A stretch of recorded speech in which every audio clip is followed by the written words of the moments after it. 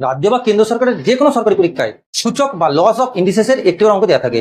আজ তোমাদের সূচকের এমন একটি অঙ্ক করবো যে অঙ্কটিকে দেখে মনে হবে খুব কঠিন, কিন্তু অঙ্কটা খুব সহজেই তোমাদের সমাধান করতে পারবে। দেখো অঙ্কটা কি দেওয়া আছে, যদি পি এর ঘাতে কিউ তার ঘাতে আর সমান সমান 512 এবং পি কিউ আর পূর্ণ সংখ্যা হলে পি কিউ আর এর ক্ষুদ্রতম মান তোমাকে নির্ণয় করতে হবে। দেখো কি দেওয়া আছে তোমার, না পি এর ঘাতে কিউ তার ঘাতে আর সমান সমান কত দেওয়া আছে, না 512 দেওয়া আছে।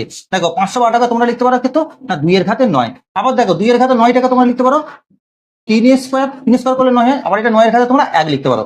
এবার দেখো এটার সঙ্গে তোমরা যদি এটা তুলনা করো তাহলে এখান থেকে পি এর মান কত বলতে পারো, 2 বলতে পারো, কিউ এর মান কত বলতে পারো, 9 বলতে পারো, এবং আর এর মান কত বলতে পারো, 1 বলতে পারো। তাহলে এখান থেকে পি কিউ আর এর মানটা তোমরা যদি বের করো কত আসবে, না 2 গুণ 9 গুণ 1 সমান 9 দুগুণে 18 একে 18।